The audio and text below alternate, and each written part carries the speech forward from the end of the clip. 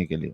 बिल्कुल मुंह तोड़ जवाब देने की जरूरत है। कोई कोई मतलब ये नहीं बताना है कि हम आपको दिखा रहे हैं, हम आपको क्लैरिटी दे रहे हैं, डेफिनेशन दे रहे हैं। नहीं नहीं नहीं नहीं नहीं, ये गाली भेजे लिखो, मैं तो वही लिख देती हूँ। अगर कभी मैं बहुत ब्लास्ट हुई भी रहती हूँ तो मैं लिख देती हूँ, ठीक है भैया, thank you so much, Quran के हिसाब से तुमने गाली दी है, अब मैं तुमको क्या ही बोलूं।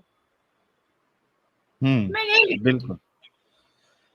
तो नाजिया जी, ये तो हो गया एक्स मुस्लिम प्रोटेक्शन के बारे में, और जो भी स्टेप्स आप उठा रही है हम आपके बिल्कुल साथ में हैं, और ये लड़ाई जो है हम मिलकर साथ में करेंगे, ताकि आगे जो आने वाले लोग हैं उनको छुप छुपा के ना रहना पड़े, या अपने ख्यालात को दिल में दबा के रहना नहीं पड़े। क्योंकि मुझे कई सारे मैसेजेस आते हैं लोगों के कि भाई मैं एक्स मुस्लिम हो गया हूँ, लेकिन मुसीबत ये है कि घर वालों को नहीं बता सकता, वो मुझे मार देंगे, या मारेंगे नहीं तो घर से निकाल देंगे, मेरा जीना हराम हो जाएगा, और मैं कैसे जीऊँ ये चीज को छुपा कर, इस यानी फेक बनकर, मुनाफिकत इख्तियार करके। कई सारे लोग मैसेज करते हैं, तो कहीं ना कहीं वो डर है। और अगर इस तरीके का लॉ अगर आता है, कुछ स्पेशल प्रोटेक्शन लॉ अगर सरकार लेके आती है, तो आई एम श्योर के कई सारे लोग जो है वो खुलकर आएंगे एज एन एक्स मुस्लिम, और उन्हें इन चीजों में फिर प्रॉब्लम नहीं आएगा। तो हमारी शुभकामनाएं आपके साथ। सारे जो व्यूअर्स है उन सब की तरफ से मैं आपको शुभकामनाएं देना चाहता हूं, और मैं तो आपके साथ ही हूं बिल्कुल इस काम में आगे बढ़ने के लिए। तो ये तो हम जरूर करेंगे। ये तो हो गया हमारा आज की स्ट्रीम का एक टॉपिक। जो सेकंड टॉपिक था वो भी बहुत इंपॉर्टेंट है, कि वो 2.5 फ्रंट वॉर जो चल रही है, और उसके बाद आपने एक नई चीज निकाली 0.5। तो ये क्या है एग्जैक्टली? 2.5 क्या है, 0.5 क्या है? जरा बताइए, क्या कहना चाहती है आखिर में आप? बेसिकली हम पाकिस्तान से बहुत सारे वॉर जीते हैं, 4। जी हालिया में सर्जिकल स्ट्राइक के बारे में हम सबको पता है। हमने चाइना का सामना किया था 1962 में। अब क्या है कि जब भी भारत पे ऐसा कुछ होगा तो 2 फ्रंट वॉर होगा, जो चाइना और पाकिस्तान मिलकर के करेगा।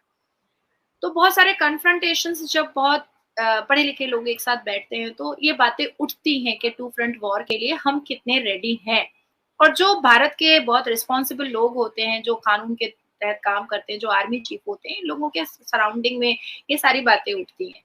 तो हमारे चीफ एयर मार्शल विवेक राम चौधरी जी हैं, उन्होंने बिल्कुल बताया कि इंडिया बिल्कुल रेडी है, भारत एकदम रेडी है 2 फ्रंट वॉर के लिए। चाहे चाइना और पाकिस्तान एक साथ भी आए तो भी भारत तैयार है सामना करने के लिए और मुंह तोड़ जवाब देने के लिए।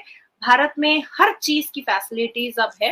हमारे पास रफाइल है, हमारे पास डिफेंस जो है वो 4थे पोजीशन पर है, और ये मोदी जी की सरकार में ही हो पाया है कि हमारा डिफेंस 4थे पोजीशन पर पहुंच पाया है। इकोनॉमिकली हम बहुत स्ट्रांग है, हमारे बायलैटरल और ट्रेड रिलेशंस बहुत स्ट्रांग है, हमारा जीडीपी जो है वो 7.2% पे है। फिनेंशियली हमारा देश बिल्कुल सोने की चिड़िया बन चुका है। अब ऐसे में मेरा सवाल ये पैदा होता है कि 2 फ्रंट वॉर के लिए भारत तैयार है, पर भारत के अंदर 0.5 जो फ्रंट है उससे भारत कैसे लड़ेगा? तो क्या है ये 0.5? क्या बताना चाह रही है आप? ये मुझे तो पॉइंट समझ में फाइव आ रहा है लेकिन मैं ये चाहता हूं कि आप बताएं। ये 0.5 फ्रंट वो है जो नूह और मेवात में शोभा यात्रा पर पत्थर फेंकते हैं बिना नोटिस के, पर योगी जी जब बुलडोजर चलाते हैं तो नोटिस मांगते हैं। ये वो 0.5 फ्रंट है जो हमास के बलात्कारियों का खुलकर समर्थन करते हैं, और जब हम संविधान की बात करते हैं तो हमारे मुंह को बंद करने के लिए गुस्ताखे रसूल का थ्रेट दिया जाता है। ये 0.5 वो है जो मदरसों के अंदर बहुत अश्लीलता की हरकतें करते हैं और एलानिया कहते हैं कि हम स्कूल यूनिवर्सिटी को महत्व नहीं देते हैं, हम एकेडमिक क्वालिफिकेशन को इम्पोर्टेंस नहीं देते हैं, हमको मदरसा चलवाना है। क्योंकि मदरसे से 6 फैसिलिटीज ऐसे लोगों को मिल रही है। पहली फैसिलिटी मिल रही है कि फितरा और ज़कात के नाम पर बहुत सारे चंदा आता है, और भारत के अंदर से भी बहुत सारा चंदा आता है, जिसकी पूरा भरपेट लाभ जो है वो मौलवी मुल्ला उठाते हैं और उनको कमाने की कोई जरूरत नहीं पड़ती है, नौकरी की लाइन लगाने की जरूरत नहीं पड़ती है, पसीना बहाने की जरूरत नहीं पड़ती है, इनको परिश्रम करने की जरूरत नहीं पड़ती है, और बैठे बिठाए भीख पर पैसा आ जाता है और इनका खानदान आराम से लग्जरियस लाइफ से चलता है। दूसरी फैसिलिटी ये होती है कि इनको घर खरीदने की जरूरत नहीं पड़ती है, घर बनाने की जरूरत नहीं पड़ती है, हमारी तरह घर को सजाने की जरूरत नहीं पड़ती है, घर पर मेहनत करने की जरूरत नहीं पड़ती है, क्योंकि वक्फ बोर्ड से जो मदरसे के नाम पर ये प्रॉपर्टी लेते हैं, उसी प्रॉपर्टी में नीचे में चटाई पर छोटे छोटे यतीम बच्चे सो रहे होते हैं और ऊपर में लग्जेरियस घर बना करके बीवी बाल बच्चों के साथ ये पूरी मटर गश्ती में रहते हैं। तीसरी फैसिलिटीज इनको ये मिलती है कि इसी मदरसे के माध्यम से 72 वर्जिन हूरों का ठरक दे करके, लालच दे करके बच्चों की जिंदगी और मुस्तकबिल और फ्यूचर को खराब करने का पूरा पूरा ठेका और बीड़ा इन्होंने उठाकर रखा हुआ है। चौथी फैसिलिटीज इनको ये मिलती है कि छोटे छोटे बच्चों के साथ अनल सेक्स और छोटे छोटे बच्चियों को मोलेस्ट करना ये इनकी फितरत बन चुकी है। और कई मदरसों के कई केसेस के जो है वो पाकिस्तान के मदरसों से भी और भारत के मदरसों से भी कानूनी प्रक्रिया में अभी भी अंडर ट्रायल चल रहे हैं। तो ऐसी 4 फैसिलिटीज है जो मदरसे की वजह से इन लोगों को मिल रही है, और इनको मैंने जोड़ा है 0.5 फ्रंट में। अब आती है मैं एक और एग्जाम्पल देना चाहूंगी। जो लोग हमेशा ये कहते हैं कि 14% मुसलमान बहुत डरे हुए हैं और इनको बहुत डेप्राइव किया गया है, क्या वाकई में ये 14% मुसलमान डेप्राइव है? और अगर डेप्राइव हैं तो पाकिस्तान में मस्जिदें बम और धमाके से उड़ाई जाती हैं, हमारे भारत में तो उड़ती नहीं है। अगर ये वाकई में डिप्राइव होते तो क्या हर जुमा की नमाज में सारे रोड पुलिस खुद खड़े होकर के उनकी सेफ्टी और सिक्योरिटी के साथ उनको नमाज पढ़ाती और रोड बैरिकेड से पूरा प्रोटेक्शन दिया जाता? क्या जुमे की नमाज के साथ साथ ईद की नमाज कुर्बानी इतने धड़ल्ले से होती है अगर ये वाकई में डिप्राइव होते? अगर वाकई में ये 0.5 जो फ्रंट के लोग हैं, जो 14% डरी हुई कौम है, अगर ये वाकई में डरे हुए होते तो ये क्या सनातनी घर की लड़कियों को धर्म परिवर्तन फोर्सिबली करवा करके ये लव जिहाद करते, ये बलात्कार करते? ये डरे हुए होते तो क्या ये राम भक्तों के ऊपर आक्रमण कर पाते? तो इनका असली चेहरा सामने आना बहुत जरूरी है। और क्या हमारे भारत की सरकार ये 2 फ्रंट वॉर से तो लड़ने को तैयार है, अपने इस्लाह और बारूद से, अपने आर्मी से, अपने फोर्स से, अपने एयर मार्शल से, अपनी नेवी से, अपने हर एक तरीके से, लेकिन क्या ये भारत के अंदर 0.5 फ्रंट जो है बचा हुआ, इससे लड़ने को क्या भारत की सरकार तैयार है? तो मेरा ये जानना मेरे लिए इस I am very much inquisitive to know about this, because this 0.5 front is very dangerous, और इसको हम कहीं ना कहीं किसी ना किसी रूप में हर एक तरीके से हम देखते हैं। और ये 0.5 फ्रंट इज वेरी एक्टिव। और हम जैसे भारत से प्रेम करने वाले लोगों को इस बात का भी अंदेशा है कि कल को क्या पता कि अजमल कसब फिर से आए, कोई और अजमल कसब के नाम से जैसा आए, और ये 0.5 फ्रंट उसका समर्थन भी ना कर दे, जैसे ये हमासियों के बलात्कारी और आतंकवादियों का कर रहे हैं अब फ्रंट में आकर के। तो हमारे भारत के प्रोटेक्शन के लिए 2 फ्रंट वॉर हमारी सेना तो संभालने को तैयार है, पर क्या हम जैसे भारत के नागरिक इस 0.5 फ्रंट को सही से मुंह तोड़ जवाब देने के लिए तैयार हैं?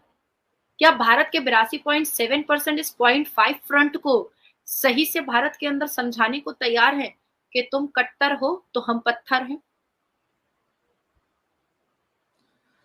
नाजिया जी, क्या आपको नहीं लगता कि ये जो भीड़ जमा होती है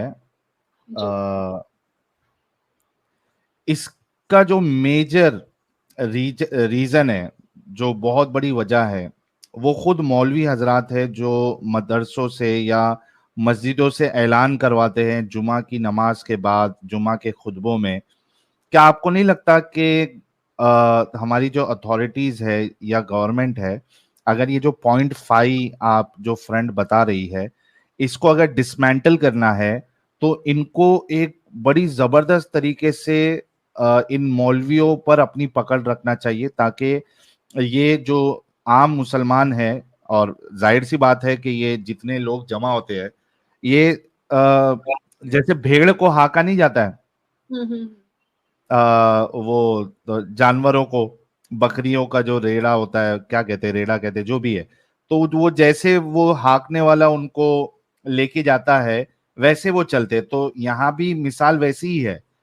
इनको तो खुद इन्होंने कभी पढ़ा नहीं है किताब, कुरान पूरा मायने के साथ नहीं पढ़ा, अहादीस नहीं पढ़ी, इनको कुछ पता होता नहीं है। तो ये टोटली डिपेंडेंट होते हैं अपने उलमा पर, जो भी इनका फेवरेट आलिम है या फिरका है। और सारे फिरके जो है वो यही काम करते हैं कि मुसलमानों को गुमराह करते हैं या उनको गलत कामों में लगाते हैं। तो क्या आपको नहीं लगता कि ये .5 को डिसमेंटल करने के लिए अथॉरिटीज को, गवर्नमेंट को सारे मुल्ले मौलवियों को अपने काबू में रखना चाहिए? जैसे कि एक एग्जांपल आपको दे दूं, अगर मैं गलत नहीं हूं तो सऊदी में मस्जिदों में जो बयानात होते हैं दे ऑल आर रिकॉर्डेड, वो रिकॉर्ड होते हैं। बल्कि मैंने तो यहां तक सुना है कि उनको वो दिया जाता है कि भाई आप इतना ही बोल सकते हो। ट्रू। तो हाँ, तो भाई वो पूरी पकड़ है उनके पास सऊदी जैसे देश में। तो हम क्यों इनको खुला छोड़ के रखें, जो कि वो हमारे देश के लिए नुकसान पहुंचा रहे? क्या क्या सोचती है आप इस बारे में? साहिल, मैं पहले आपको ये बता दूं कि हमारे मोदी जी की सरकार आए हुए 3 साल, आई एम सो सॉरी, 9 साल हुए हैं। और 9 साल में बहुत सारी चीजें रिफॉर्म हुई हैं, बहुत अनगिनत चीजें। अब मैं क्या ही पूरी योजनाओं को लेकर बैठूं, मुझे तो मुंह जबानी याद है, शायद और आधे घंटे लग जाएंगे। बहुत रिफॉर्म हुए हैं। और पहली बार मुस्लिम पसमानदा लोगों के लिए पहली बार किसी प्रधानमंत्री ने इतना ज्यादा वोकल होकर के बोला है कि मुसलमानों को पढ़ना चाहिए। यहाँ तक कि भारत के प्रधानमंत्री ने यहाँ तक बोल दिया कि आपके कुरान में 800 बार इल्म के बारे में बात कही गई है, तो पढ़ो पढ़ो। अब बात आती है कि आपने जो बात कही है, over the period of 3 decades, मैंने तो नहीं सुना है कि किसी एक खुतबे में या किसी एक मजलिस में ये बताया जा रहा है, कोई उल्मा ये बता रहा है कि औरत को शिक्षा दो, औरत का बराबरी का हक है, औरत को इज्जत दो, औरत को सेक्स टॉय मत समझो। I didn't heard in over the period of 3 decades. मैं अभी 32 साल की हूँ और 32 साल की उम्र में मैंने तो एक बार भी नहीं सुना है कि महिलाओं के पक्ष में ये बात बताई गई है। अब आती है ये रियलिटी है। अब जो आपने सवाल कहा है, बिल्कुल ऐसा होना चाहिए, क्योंकि जब सऊदी अरबिया में क्राउन प्रिंस खुर्शीद कह सकते हैं कि भैया नमाज पढ़नी है ना, तो मस्जिद में पढ़ो या अपने घर में पढ़ो, बिल्कुल ऐसा ही है। जहां तहां पढ़ लेते हो, क्योंकि भारत में पढ़ लेते हैं। तो मैंने तो कई बार कह दिया है, ऐलानिया कहा है कि भाई जब तुमने मॉल में पढ़ना है, तुमने रोड पे पढ़ना है, तुमने बागीचे में पढ़ना है, तो इनका जवाब क्या होता है साहिल? कि अज़ान हो गई थी तो नमाज पढ़ना बहुत जरूरी था। तो मैं इनसे पूछती हूँ कि अगर पॉट पे होते तो पॉट पे पढ़ लेते क्या?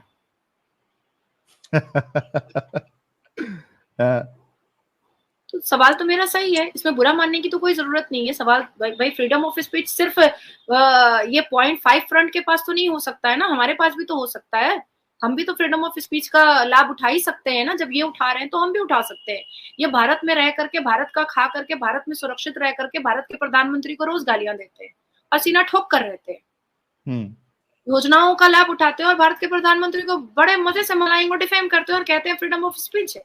तो मैंने अगर पूछ लिया कि भाई अज़ान अगर पॉट पे हो गई और तुम बाथरूम में पॉट पे बैठे हो, तो क्या पॉट पे पढ़ोगे? कज़ा नमाज बोल करके भी कोई चीज है, हम लोग भी पढ़ते हैं, तुम भी पढ़ लो।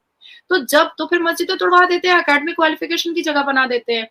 तो इनके पास जवाब नहीं होता है। तो ऐसे लोगों को पकड़ने के लिए, देखो साहिल, मैं एक और बात कहना चाहूंगी। सऊदी अरबिया ना अब इसको पता है कि भैया मेरा तेल खत्म, 20-25 साल में मेरा खेल खत्म। अब मुझे तेल खत्म खेल खत्म, वाह।